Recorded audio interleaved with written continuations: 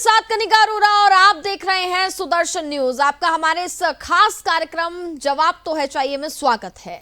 जवाब तो चाहिए है और आज हम बात करेंगे तृणमूल कांग्रेस द्वारा बांग्लादेशियों को मतदाता सूची में शामिल करवाने की। साल 2024 लोकतंत्र के मायने से भारत के लिए काफी खास रहने वाला है। देश में लोकतंत्र का सबसे बड़ा त्योहार होने वाला है, जिसको लेकर के देश की लगभग सारी राजनीतिक पार्टियों में सुगबुगाहट तेज होने लगी है। कई पार्टियां धर्म और जाति को एजेंडा बना रही है, तो कई पार्टी अपने वादों और कामों को गिनवा करके एजेंडा सेट कर रही है। इसी बीच पश्चिम बंगाल से एक मामला संज्ञान में आया है जो बेहद ही चौंकाने वाला है। मामला देश की आंतरिक सुरक्षा को तार तार करने वाला है। दरअसल अचानक से सोशल मीडिया पर तृणमूल कांग्रेस की एक नेता का बयान सुर्खियों में छा जाता है, जिसमें वो बांग्लादेशियों को अपना नाम मतदाता सूची में रजिस्टर करवाने को लेकर के सलाह दे रही होती हैं। सबसे अचंभित करने वाली बात यह है कि तृणमूल कांग्रेस का प्रभुत्व पश्चिम बंगाल में इतना छाया हुआ है कि ये नेत्री कानून को ताक पर रखकर हाथों में माइक पकड़कर खुलेआम ऐसा बयान दे रही है। वो बांग्लादेशी घुसपैठियों को सलाह देते हुए कहती हैं कि अपना नाम मतदाता सूची में रजिस्टर करवा लो। अगर कोई दिक्कत आ रही है तो जाकिर भाई से संपर्क करो, पर यह काम जल्द ही होना चाहिए। तृणमूल कांग्रेस की इस नेता का नाम रत्ना बिस्वास है। रत्ना बिस्वास के इस बयान ने देश की सुरक्षा पर कई सवाल खड़े कर दिए हैं। वैसे भी तृणमूल कांग्रेस का राष्ट्र और हिंदू विरोधी होने का अपना एक अलग ही इतिहास रहा है। चुनावी रैलियों के दौरान कई बार ऐसा देखा गया है जब ममता दीदी को जय श्री राम के नारों से चिढ़ होती थी। यही नहीं, हिंदुओं की धर्म सभा और रैलियों पर सख्त पाबंदी लगाना ममता दीदी के लिए कोई नई बात नहीं है। एक समय टीएमसी के कार्यकर्ताओं की गुंडागर्दी और दबंगई का स्तर इतना ऊंचा उठ चुका था कि मानवाधिकार आयोग ने बतौर सुप्रीम कोर्ट को एक रिपोर्ट सौंपी थी, जिसमें ममता बनर्जी की फेल होती प्रशासन व्यवस्था का बखान किया गया था।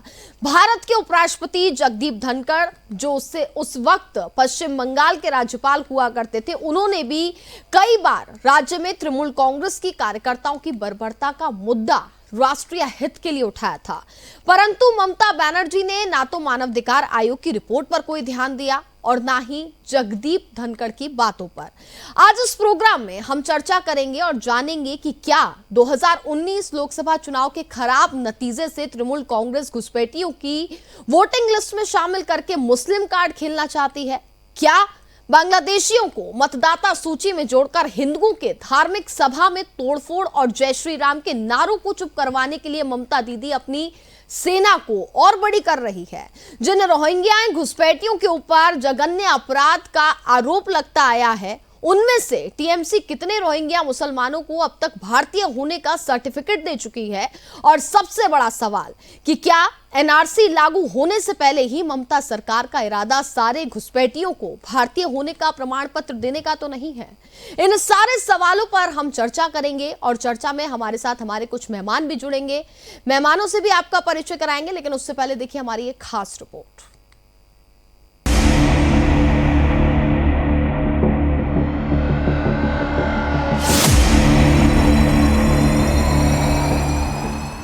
केंद्र सरकार पर हमेशा सरकारी संस्थाओं के ऊपर आधिपत्य जमाने का आरोप लगाने वाली तृणमूल कांग्रेस देश विरोधी गतिविधियों में घिरती नजर आ रही है। मामला बेहद संगीन है।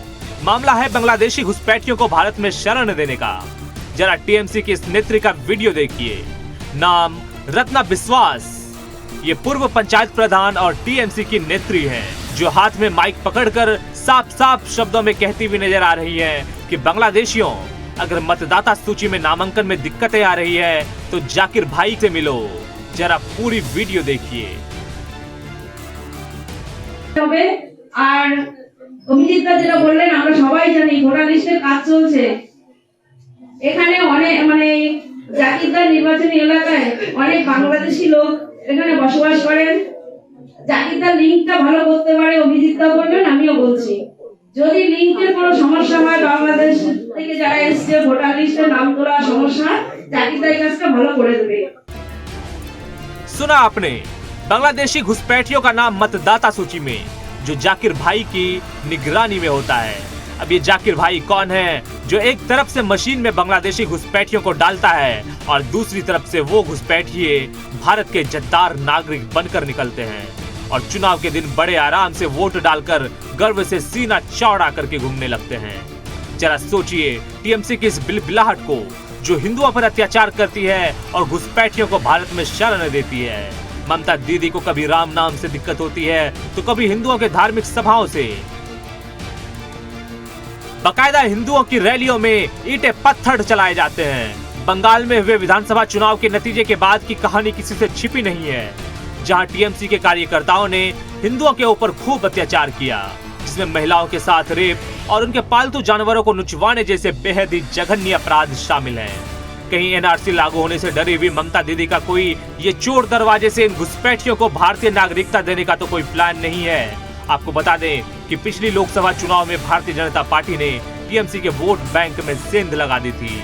ऐसे में देखकर तो यही लगता है कि 2024 लोकसभा चुनाव से पहले अपनी खोई सत्ता पाने का ये टीएमसी का ग्रेड डी का प्लान है। Bureau report, Sudarshan news.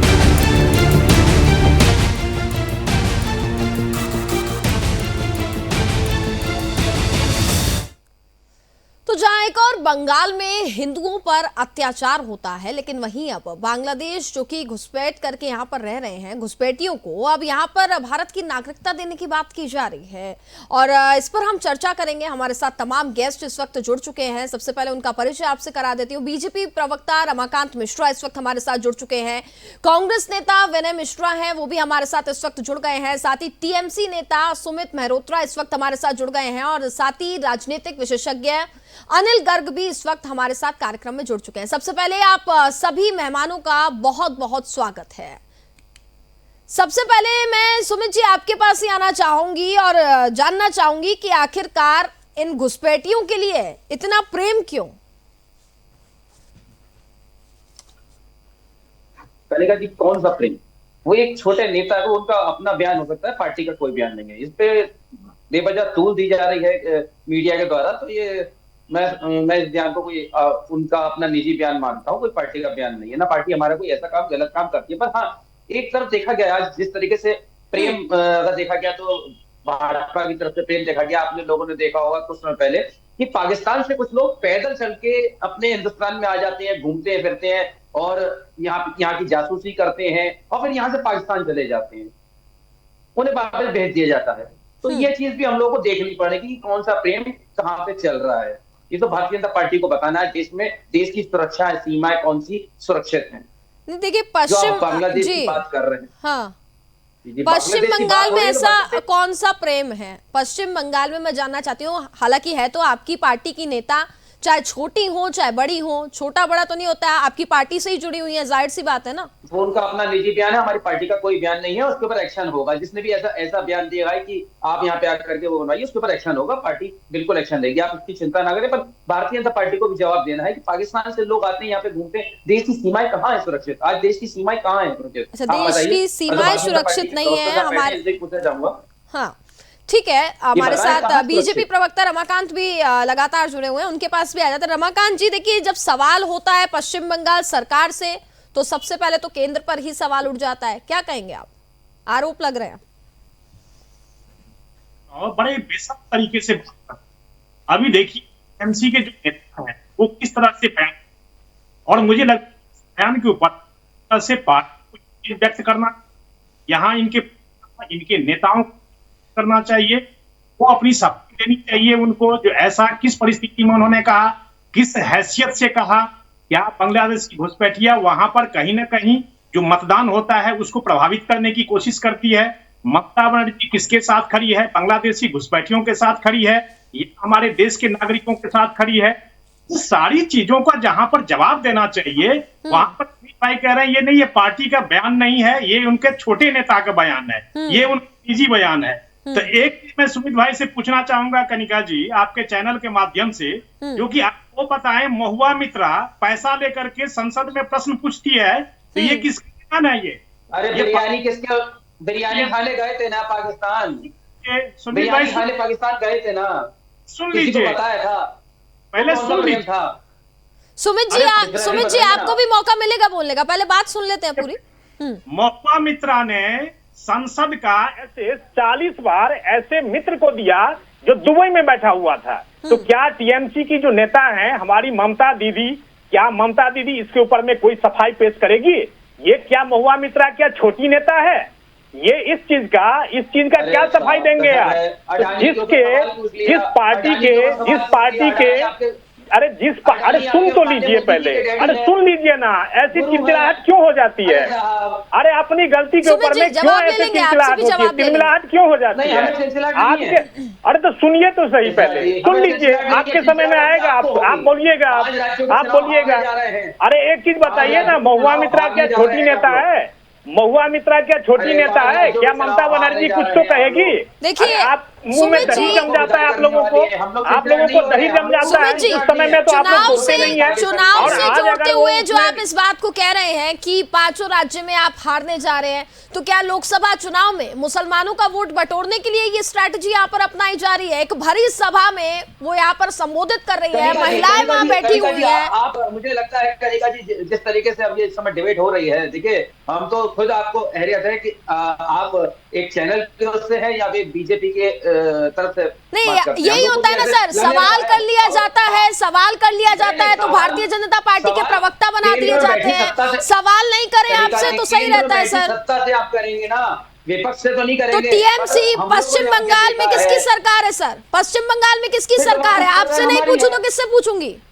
बात तो करिए ना, मैं आपसे ही तो पूछूंगी ना। आप तो ये कह दे रहे हैं कि छोटी नेता है, मतलब छोटी नेता पार्टी से जुड़ी हुई नहीं है, कुछ भी बयान दिया जा सकता है उनकी ओर से। रिएक्शन करें ना उसके ऊपर। अरे छोटी नेता है तो महुआ मित्रा के ऊपर में अरे महुआ मित्रा के ऊपर में आप क्या कहना चाहेंगे? ये बयान महुआ मित्रा के ऊपर में क्या कहना चाहेंगे? वो तो छोटी नेता नहीं है, वो तो सांसद है। वो तो संसद में जब वो पैसे लेकर के प्रश्न पूछती है और अपने मित्र को संसद का जो वेबसाइट है उसका एक्सेस देती है, उस समय में आपके ममता बनर्जी क्यों नहीं बोलती कुछ? ममता बनर्जी क्यों नहीं बोलती? अरे बोलिए तो सही। ठीक है, जवाब ले लेते हैं सुमित जी। चुनाव भी लड़वाने की बात, ठीक है सुमित जी पार्टी में लेकर के चुनाव भी लड़वाने की बात कर रहे हैं आप तो। अरे सुमित जी जवाब दीजिए, जो पाकिस्तान से लोग आए थे, देश की सीमाएं सुरक्षा कहाँ है? अरे आपने पश्चिम बंगाल को तो पता नहीं क्या बना दिया, आपने पश्चिम बंगाल को क्या बना दिया आप लोगों ने? आप लोगों को तो शर्म आनी चाहिए सुमित भाई, शर्म आनी चाहिए आप लोगों को। जो आप लोगों ने वहाँ पर बांग्लादेशी घुसपैठियों का एक अड्डा बना दिया है, आप लोगों ने बांग्लादेशी घुसपैठियों का अड्डा बना दिया है। उस समय में आपकी मुंह में तभी दही जम जाती है। ठीक है, उस समय में आपके मुंह में दही जम जाती है। रमाकांत जी, अनिल जी भी हमारे साथ लगातार बने हुए हैं, उनका भी पक्ष जान लेते हैं। अनिल जी, टीएमसी नेता की ओर से, हालांकि यहाँ पर टीएमसी नेता कह रहे हैं छोटी नेता है, उनकी ओर से ये बयान सामने आया है। बांग्लादेश घुसपैठियों को वो यहाँ पर कह रही है कि अगर किसी को कोई दिक्कत हो रही है तो जाकिर भाई से संपर्क करें। भारतीय नागरिकता दिलाने की बात हो रही है भाई यहाँ तो। अनिल जी, बंगाल में, असम में या देश के किसी अन्य राज्य में घुसपैठिए है ना, सबसे पहले वो एक काम करते हैं, अपना वोटर आई कार्ड बनाते हैं, जैसे मर्जी उनको बनाना पड़े, जितना मर्जी उनको पैसा देना पड़े, आधार कार्ड साबित हो गया, पहले वोटर आई कार्ड बनाते थे, और उसके लिए उनको कितने दिन खर्च करने पड़े, क्या उनको कितना पैसा खर्च करना पड़े, क्योंकि उनको लगता है जब ये सर्टिफिकेट हमारे हाथ में आ जाएगा, आधार कार्ड वोटर आई कार्ड हमारे हाथ में आ जाएगा, उसके दम पर हम भारतीय नागरिक बन गए, और फिर भारतीय नागरिक होने के नाते जो उनको कुछ भी लेना है, खरीदना है, कहीं जाना है, तो आराम से वो सब कर सकते हैं। भारत के जो अपने नागरिक, मूल नागरिक है, जब वोटर आई कार्ड शुरू हुआ था 1994 में, वो लोग लाइन में लगे या नहीं लगे, लेकिन जितने घुसपैठी थे सबसे पहले उन्होंने यही काम किया। अब आते हैं रत्ना जी के बयान पर। देखो, रत्ना जी को भी नहीं मालूम होगा और टीएमसी को भी नहीं मालूम होगा कि अगर कोई ब्लॉक स्तर का या पंचायत स्तर का कोई नेता कुछ बोल रहा है, उसका वीडियो देश भर में वायरल होगा। तो ये सारी गड़बड़ तो वहां से शुरू हुई कि उनका एक वीडियो वायरल हो गया। रही बात की छोटी नेता है, बड़ी नेता है, देखिए जब चुनाव होता है तो पोलिंग एजेंट होता है ना, उससे छोटा नेता तो कोई नहीं होता उस बूथ का। पोलिंग एजेंट भी अपनी पार्टी को रिप्रेजेंट करता है। अभी हमारे सुमित भाई भी पार्टी को रिप्रेजेंट कर रहे हैं, अभी यहाँ पे कुछ बोल दे और फिर बाद में आया कि इन्होंने ये नहीं बोलना चाहिए था, तो इनका कोई दूसरा नेता आके कह सकता है सुमित भाई तो पार्टी के प्रवक्ता नहीं थे, छोटे नेता थे, बोल दिया होगा। तो इसलिए ये पली भी है, पली है कि मानसिकता क्या है। मानसिकता ये है बांग्लादेश से जितने लोग आए या पाकिस्तान से भी कुछ लोग आए, अधिकतर तो बांग्लादेश से आए, उन्होंने सबसे पहले अवैध रूप से आए और घुसपैठिया बन के आए, लेकिन सबसे पहले भारतीय नागरिक बनने का काम किया। और नागरिक बनाने का काम में यहाँ के पॉलिटिशियन, खासकर स्थानीय पॉलिटिशियन जिसको सुमित भाई छोटा नेता बता रहे हैं, उनका अहम रोल रहा। क्योंकि विधानसभा स्तर पे ही अपना चुनाव कार्यालय होता है, जहाँ से आधार कार्ड बनता है, उसके नाम पे ईपी कार्ड बनता है, वोटर कार्ड बनता है, फिर आधार कार्ड बन जाता है। तो ये छोटे स्तर के नेता ही इसके सबसे यूजफुल है। ज्यादा ज्यादा BLA 1 एक विधानसभा का एक होता है, ये तो BLA 2 भी जाता है, काम कर लेता है, वहाँ लेन देन भी चलता है। तो सारा काम करके ये सारा काम होता है। आपको बता दूं, मैं वेस्ट बंगाल के कुछ जिले, आसाम के भी कोकराझार से झोपड़ी जैसे जिले, ये सारे के सारे बहुत ज्यादा प्रभावित है बांग्लादेश घुसपैठियों से। अब भाई साहब सुमित भाई ने ये भी कहा कि हमारे देश के प्रधानमंत्री बिरयानी खाने गए थे पाकिस्तान। तो पाकिस्तान ज्यादा बुरा नहीं है, बांग्लादेश ज्यादा ही बुरा नहीं है। बांग्लादेश का जवान ही भारतीय सेना लेकर आया था।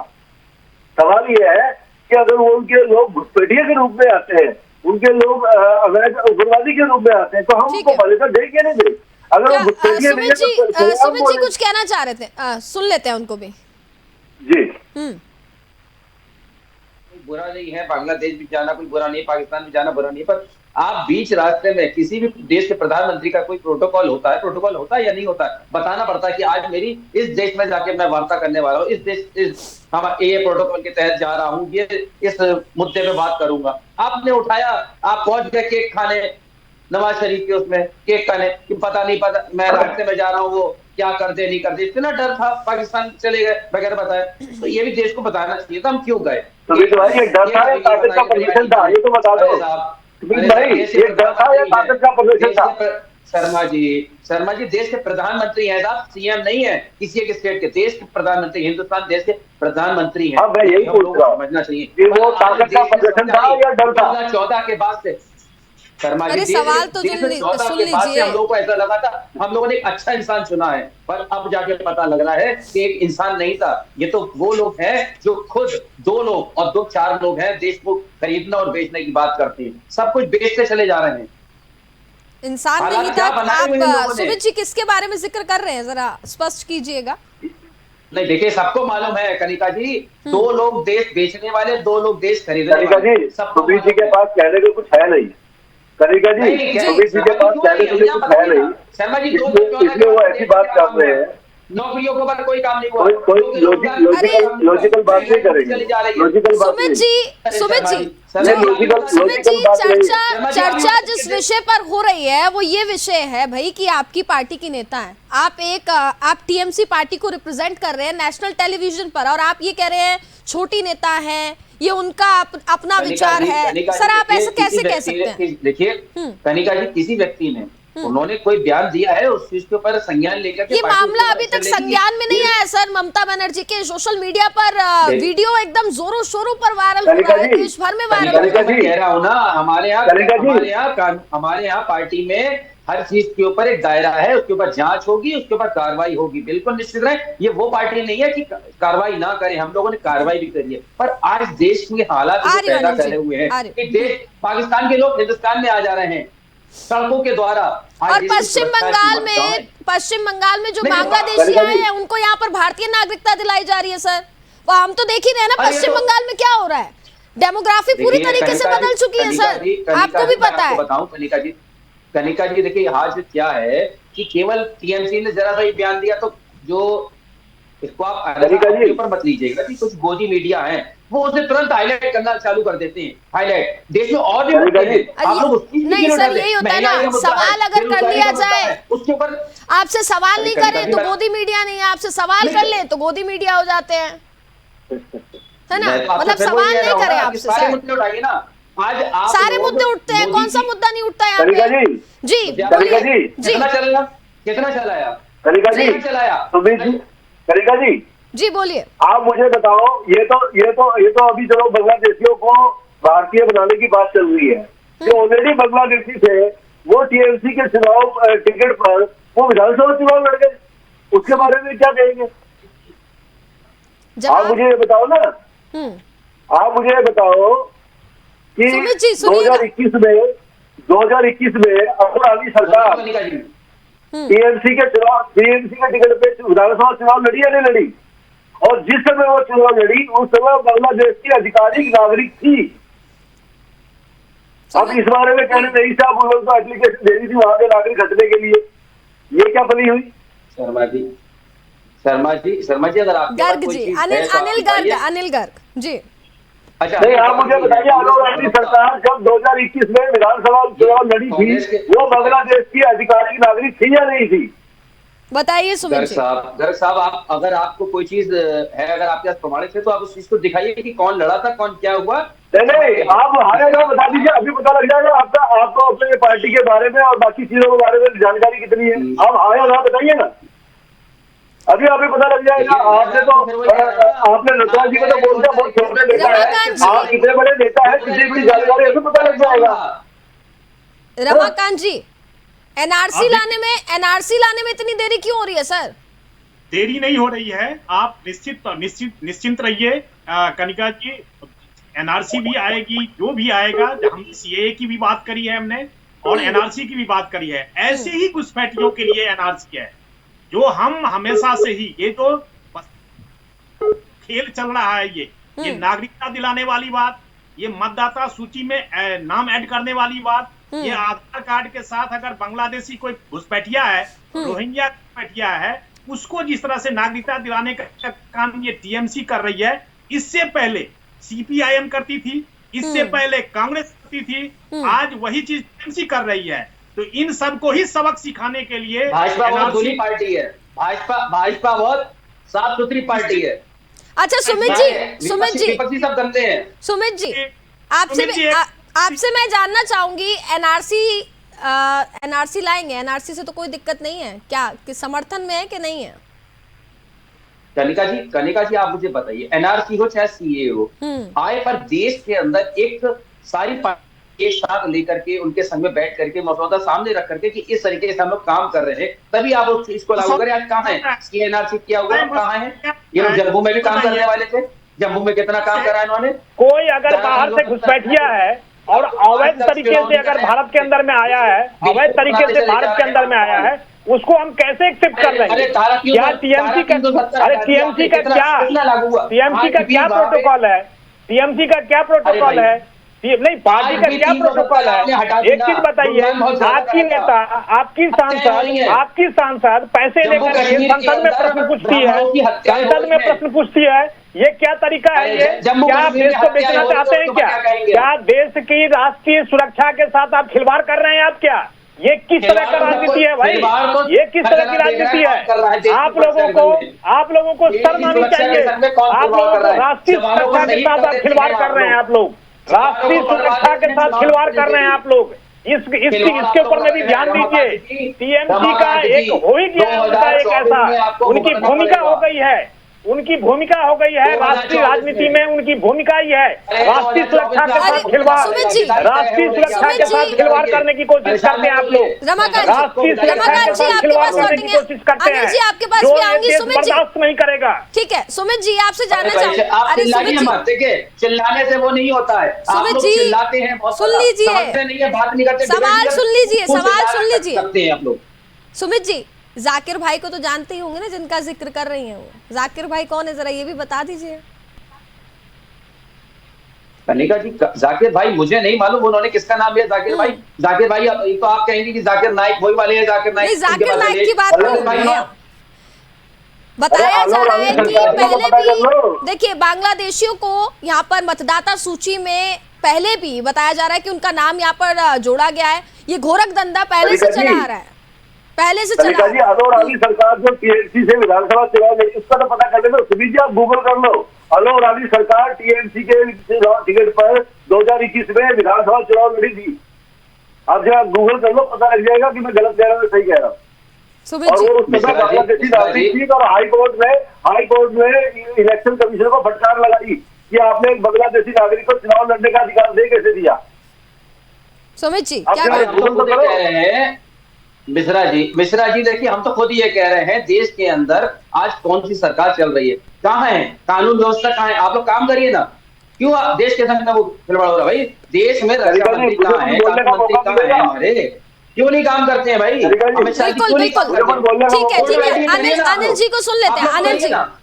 अनिल जी कुछ कहना चाह रहे हैं जी। चलो इससे आगे बढ़ते हैं। ये कहेगा जी, अभी अपन टीएमसी से थोड़ा आगे बढ़ जाते हैं। अभी सीएए का जिक्र हो रहा था, आखिर सीएए है क्या, ये तो समझने की कोशिश करें। अब एनआरसी की बात करें, एनआरसी तो अभी सुप्रीम कोर्ट के आदेश पर सिर्फ और सिर्फ असम में लागू की गई, वो भी सुप्रीम कोर्ट की निगरानी में। इसमें भी सेंट्रल गवर्नमेंट का, किसी भी सेंट्रल गवर्नमेंट का जब लागू हुई थी तो कांग्रेस सरकार थी, अब बीजेपी सरकार है, एनडीए सरकार, उसके बाद भी उनका कोई रोल नहीं है। वो सिर्फ और सिर्फ सुप्रीम कोर्ट के गाइडेंस में असम में लागू हुई है। लेकिन सीएए, जब सीएए लागू किया गया उससे पहले जो कैंप था संसद में बहस हुई, जो अभी सुनील जी कह रहे हैं कि बहस होनी चाहिए, उसके अंदर तो पूरी बहस होकर कानून बना ना।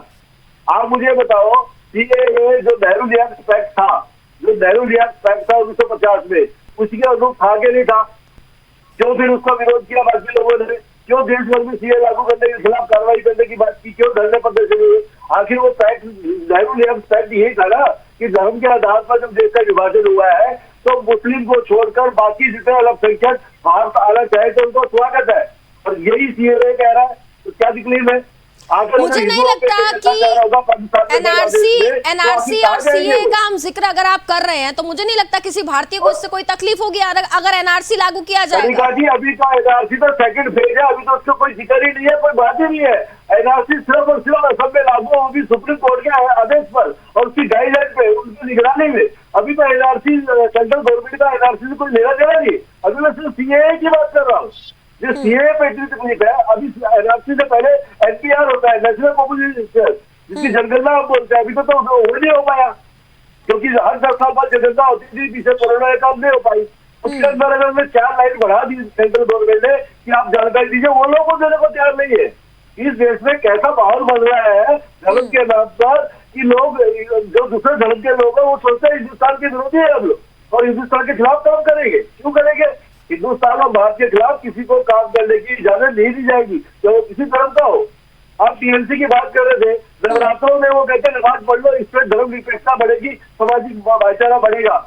क्या ऐसे ही भाईचारा बढ़ेगा? उनको बोलो मस्जिद में कई बार हनुमान चालीसा बजा के दिखा दे, उससे ही भाईचारा बढ़ेगा। ऐसे भाईचारा बनाएंगे क्या? कि आप हिंदुओं के कार्यक्रम में चाहते हैं कि मुसलमानों की सरोकार हो, उसके वहाँ पे धार्मिक कार्य हो, लेकिन मस्जिद में कुछ ना हो। सुमित जी देखिए, बंगाल में तो हम देख रहे हैं किस तरीके से हिंसाएं हुई थी अभी कुछ समय। अगर हम बात करें, सिर्फ बंगाल में ही मैं बात नहीं कर रही, और भी इलाकों में हुई है, चाहे वो उत्तर प्रदेश की अगर हम बात कर ले, मध्य प्रदेश की बात कर ले। नहीं तो आप ये कहेंगे कि मैं सिर्फ पश्चिम बंगाल की बात कर रही हूँ। मध्य प्रदेश में भी हुआ, उत्तर प्रदेश में भी हुआ, लेकिन कई ऐसे बांग्लादेश घुसपैठ जो है वो इस वारदात में शामिल थे। पत्थरबाजी की जाती है हिंदुओं की शोभा यात्रा पर, और उन्हीं बांग्लादेशियों के लिए इतना प्रेम अगर होगा तो सर कैसे हजम होगा, जरा बताइए। कनिका जी, आपने क्या नाम है, पश्चिम बंगाल का नाम लिया, बहुत अच्छा लगा हमें कि पश्चिम बंगाल के लिए आपने कहा कि हिंसा हो रही है, उत्तर प्रदेश में हो रही है। शायद आपने शायद भूल गई मणिपुर का नाम लेने से क्यों डर रहे हैं? मणिपुर में भी हिंसा हो रही है, बिल्कुल हो रही है। मध्य प्रदेश में हो रही है, उत्तर प्रदेश में हो रही है, मणिपुर में हो रही है। मणिपुर का नाम लेने से क्यों डर रहे हैं आप लोग, चैनल के लोग? क्यों सर? आपने शायद डिबेट देखी नहीं है। अगर आप एक बार डिबेट चेक करेंगे ना तो मणिपुर के मुद्दे पर भी डिबेट हुई है सर, चेक कीजिएगा एक बार।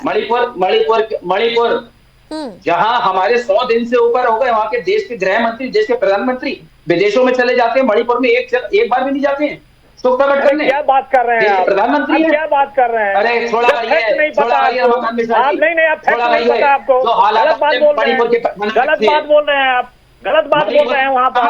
आपको पता नहीं है? आपको गृह राज्य मंत्री नित्यानंद राय जी 22 दिन तक रहे थे वहाँ पर, 3 दिन गृह मंत्री खुद रहे वहाँ पर। गलत फैक्ट मत बताया करिए आप, गलत चैनल पर गलत फैक्ट मत बताया करिए आप, गलत चीज को मत बताइए आप, गलत मत बताइए, गलत फैक्ट नहीं बताइए आप। जब आपको नहीं पता है तो नहीं बोलिए, नहीं पता है तो नहीं बोलिए। अरे भाई, केंद्र सरकार द्वारा जिस तरह से वहाँ पर हालात को काबू करने के लिए, अरे ये कांग्रेस की सरकार नहीं है, ये कांग्रेस की सरकार नहीं है, और पश्चिम बंगाल की टीएमसी की सरकार नहीं है। इस चीज को ध्यान देना पड़ेगा आपको। आप राष्ट्रीय सुरक्षा के साथ खिलवाड़ कर रहे हैं, आप लोग राष्ट्रीय सुरक्षा के साथ खिलवाड़ कर रहे हैं। ये देश नहीं छोड़ेगा आप लोगों को, पश्चिम बंगाल की जनता बिल्कुल नहीं छोड़ेगी आपको। आप लोग भ्रष्टाचारी हैं, आप लोग भ्रष्टाचारी हैं, आप लोग भ्रष्टाचारी हैं, आप लोग करप्शन में डूबे हुए व्यक्ति हैं।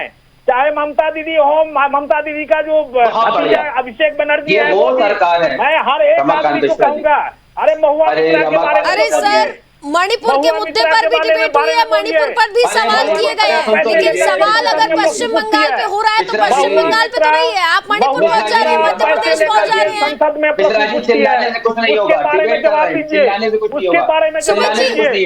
टीएमसी के नेता प्रवक्ता के पास कोई जवाब नहीं है, कोई जवाब नहीं है, आप लोगों के पास कोई जवाब नहीं है, आप लोगों के पास कोई जवाब नहीं है, आप लोगों के पास राष्ट्रीय सुरक्षा के साथ खिलवाड़ करने वाले व्यक्ति हैं, राष्ट्रीय सुरक्षा के साथ खिलवाड़ करने वाले व्यक्ति हैं। ठीक है, अनिल जी के पास आना चाहूंगी, अनिल जी कुछ कहना चाह रहे हैं। कनिका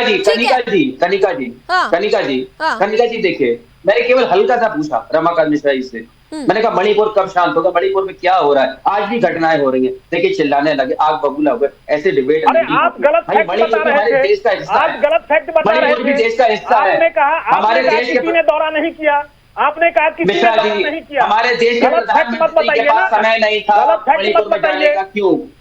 देश का हिस्सा है मणिपुर, मणिपुर में जाने का समय नहीं है। अनिल जी कुछ कहना चाह रहे हैं, अनिल जी आपके पास आना चाहूंगी, मणिपुर जाने के लिए समय नहीं है उनके पास। अनिल जी क्यों नहीं गए? करेगा जी, बता दो मणिपुर क्यों नहीं गए आज तक? 2-3 बार बात हो गई, आपको जवाब देना पड़ेगा, ये देश की जनता पूछ रही है मणिपुर के लिए, और आपको 2024 में उखाड़ फेंकेगी। बहुत हो गया समय आप लोगों का देश को पागल बनाते हुए 2014 के बाद। जी अनिल जी जाएंगे, देश में विरोध कराएंगे। ठीक है सुमित जी जवाब ले लेते हैं, अनिल जी कुछ कहना चाह रहे हैं। कनिका जी, थोड़ी सी परेशानी है इस डिबेट में कि हमारे सुमित भाई जी के पास जानकारियों का थोड़ा अभाव है। मैंने इन्हीं की पार्टी के नेता के बारे में पूछा, जो विधानसभा चुनाव लड़ी उस समय उनका स्टेटस क्या था, उनके बारे में इनको भी जानकारी नहीं थी। रत्ना के बारे में जानकारी कम नहीं है, कुछ लोग चुप रहता हूँ, आप सुनो ना, नहीं बोलिए। सुमित जी आपके पास भी आएंगे, उनको भी सुन लेते हैं ना क्या कहना चाह रहे हैं। आप बताओ मुझे क्या जानकारी आपकी टीएमसी नेता के बारे में, चुनाव लड़ी थी अलोक वाली सरकार 2021 में, क्या जानकारी बताओ ना। भाजपा क्या कर रही थी? अगर भाजपा क्या कर रही थी अगर वो लड़ी थी, कि अगर वो बांग्लादेशी अपनी पार्टी की बात कर रही थी क्या आपने टिकट दिया था? अगर वो बांग्लादेशी नागरिक, अरे यार बिना फालतू में कह रहे हैं बांग्लादेशी बता देंगे। अरे सुमित जी यही तो समस्या है, यही तो समस्या है। कुछ लोग गोदी मीडिया पर समर्थन करके काम कर रहे हैं। मैं इससे आगे बढ़ता हूँ, सुमित भाई अभी हम इनसे सवाल नहीं लेते हैं सर, अभी आपसे सवाल नहीं लेते हैं, कहते पश्चिम बंगाल में सब चंगा है, सब बढ़िया चल रहा है, गोदी मीडिया नहीं कहलाएंगे ना, फिर तो हम गोदी मीडिया नहीं कहलाते, आपसे सवाल कर लेंगे तो गोदी मीडिया हो जाएंगे। बांग्लादेश घुसपैठियों को वहां पर आप नागरिकता दिलवा रहे हैं, मतदाता सूची में शामिल कर रहे हैं और आपसे सवाल नहीं कर रहे, आपकी पार्टी से हम सवाल नहीं करें, आपकी पार्टी की छोटी नेता है, इससे मानसिकता तो दर्शा रही है ना सर, क्या मानसिकता है उस महिला की, क्या मानसिकता है? कनिका जी जो जवाब आपने मुझसे पूछा है, शर्मा जी ठीक है सुमित जी आपसे पूछा है मैंने, तो ठीक है मैं बता दे रहा हूँ। आप कह रहे हैं पश्चिम बंगाल, देखिए एक 2014 के बाद सर पश्चिम बंगाल पे बात हो रही है तो पश्चिम बंगाल ही पूछूंगी ना मैं बिल्कुल आपका पूछना जायज है, कोई वो नहीं है, आप तो खुद ही चाहते हैं कि पश्चिम बंगाल के ऊपर बात हो, पर इस चीज से पहले अगर हम लोग देखें तो मणिपुर जल रहा था, मणिपुर के ऊपर कितनी बार डिबेट हुई मुझे आप बताइए। मैं कह तो रही हूँ सर आप चेक कर लीजिए ना, आप चेक कर लीजिए ना, थोड़ा सा समय निकाल के ना सर, थोड़ा सा समय निकाल के चेक कीजिए।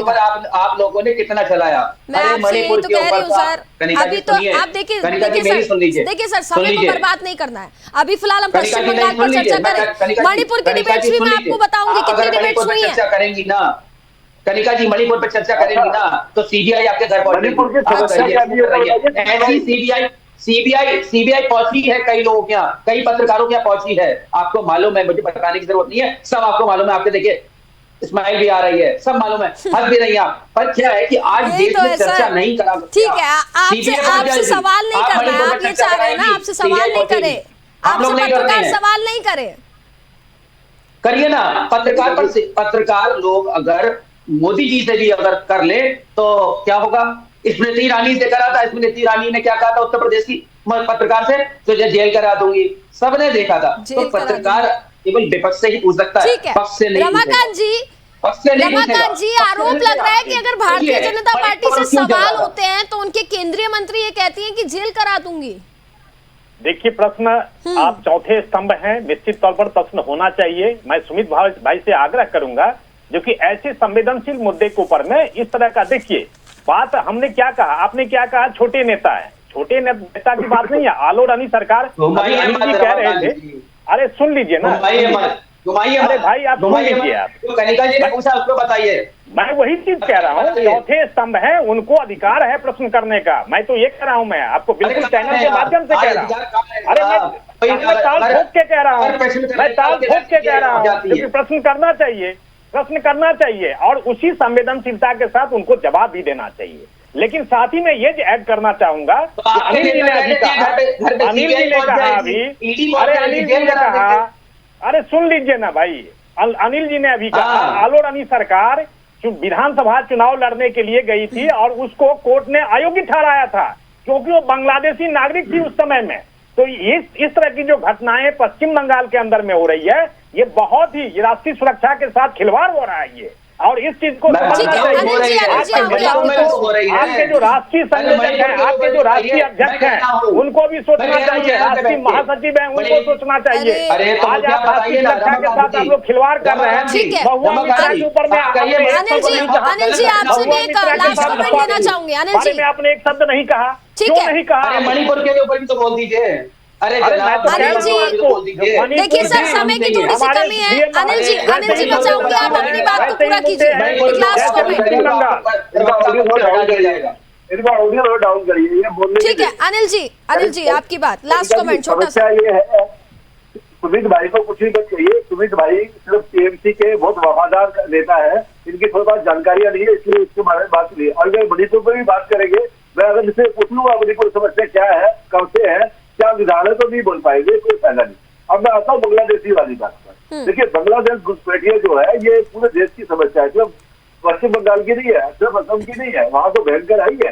दिल्ली में भी 3 लाख से ज्यादा घुसपैठिए हैं। अभी अगर आपको याद होगा, कालिंदी कुंज के पास जो उत्तर प्रदेश सरकार की जगह थी, वहां पे बहुत रोगिया बता दिए थे आम आदमी पार्टी सरकार के संरक्षण में, उनको योगी सरकार ने तोड़ के वहां से बेघर कर दिया, खाली करवाई जमीन। तो ये बड़ी समस्या है। इस समस्या का निदान मैं सभी पार्टियों को बोलता हूँ कि सब पार्टियों को पार्टीगत दलगत से ऊपर उठ के सोचना चाहिए, देश हित में सोचना चाहिए। क्योंकि अगर आज ये आपके वोट रहे तो अपनी मजबूरी के कारण है, कल ये ताकतवर हो जाएगी तो आपको ये आगे दिखाएंगे और देश के लिए एक नई सरदर्द बनेगी। ठीक है, आपके माध्यम से चलिए सुमित जी से एक लास्ट कमेंट ले लेते हैं। सुमित जी, जो आपकी सो कॉल्ड छोटी नेता है टीएमसी की, जिनका आप जिक्र कर रहे हैं, उन पर कार्रवाई कब होगी, जरा ये बता दीजिए। ममता दीदी के संज्ञान में कब आएगा?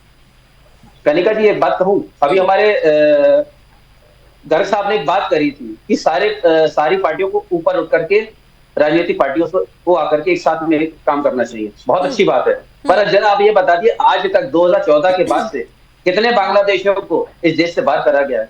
भारतीय जनता पार्टी के पास तो कोई डाटा होगा, आप बता दें, या गर्ग साहब आपके पास होगा? हमें तो मालूम नहीं है, पर गर्ग साहब अगर हमें उपलब्ध करा देंगे तो बहुत अच्छा रहेगा, सारी जनता को भी पता चलेगा। सर, मैं आपसे लास्ट कमेंट लेना चाहती हूँ। देखिए, समय की थोड़ी सी कमी है सुमित जी, माफी चाहूंगी, बस आपसे एक लास्ट कमेंट मैं लेना चाह रही हूँ। ठीक है, मैं आपसे, देखिए मैं आपसे लास्ट कमेंट ये लेना चाह रही हूँ, इन पर कार्रवाई होगी कि नहीं होगी?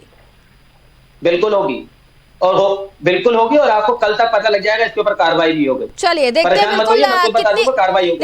बिल्कुल देखा जाएगा ममता सरकार आखिरकार जिस तरीके का बयान यहाँ पर दिया गया, इस पर क्या कार्रवाई करती है। फिलहाल आप सभी मेहमानों का बहुत बहुत धन्यवाद हमारे साथ जुड़ने के लिए।